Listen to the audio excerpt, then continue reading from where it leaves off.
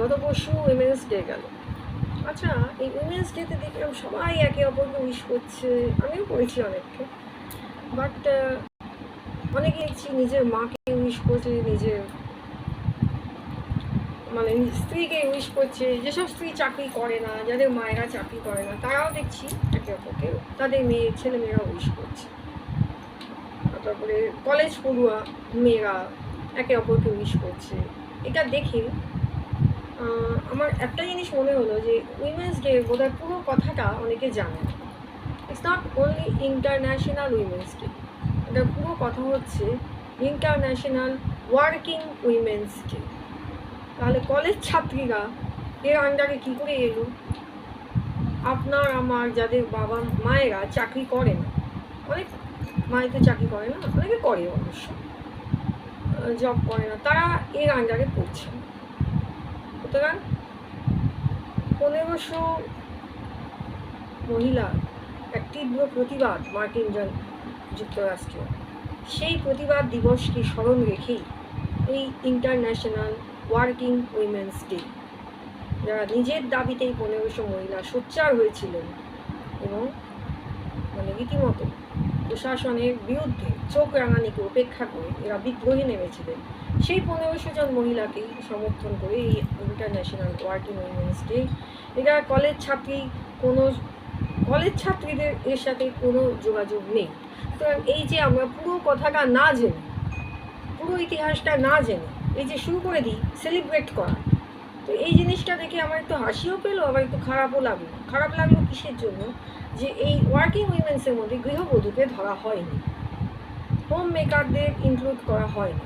এবং এটা কি জানেন, ভারতীয় সংবিধান, এবং ভারতীয় সংবিধান বলবো না, ভারতের একটা যে ট্যাক্স যে এটা আছে, রেটটা আছে, সেখানে দেখা হয় যে ট্যাক্স পেয়ার কারা নয়, তাদের থেকে মোটামুটি দেশের লাভ হয় না। যেটা দেখা হয় যখন, সেখানে কীভাবে লেখা আছে, বেগার অ্যান্ড হাউসওয়াইফ, হোম মেকার, দুটো একই ক্যাটাগরিতে আছে।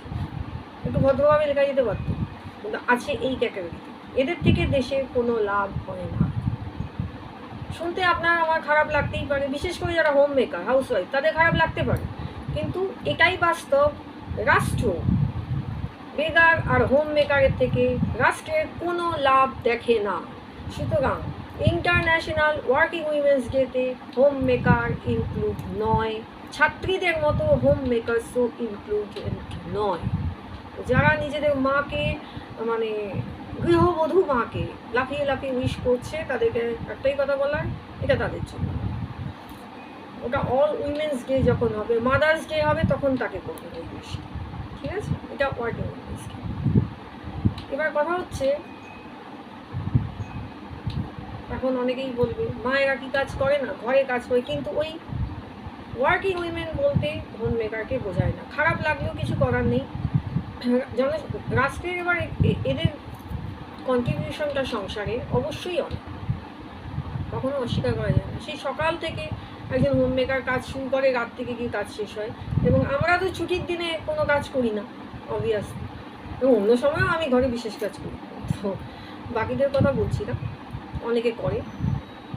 কিন্তু এই হোম মেকারসদের কোনো ছুটি নেই, তাদের আমি উইথ অল রেসপেক্ট তাদেরকে অবশ্যই সম্মান জানিয়ে বলছি, এই দিনটা আপনাদের জন্য ছিল না। এটা অনেকে না জেনে উইশ করেছে।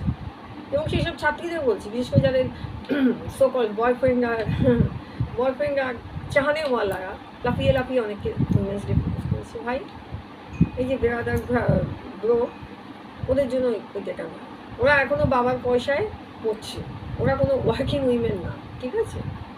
তাদের জন্য আমার কিছু বলার নেই। তাহলে ক্লিয়ার হন, ইন্টারন্যাশনাল ওয়ার্কিং উইমেন্স ডেতে অল ওয়ার্কিং উইমেন্সকে আমার শুভেচ্ছা, আপনারাও আমাকে দিন। Thank you, by.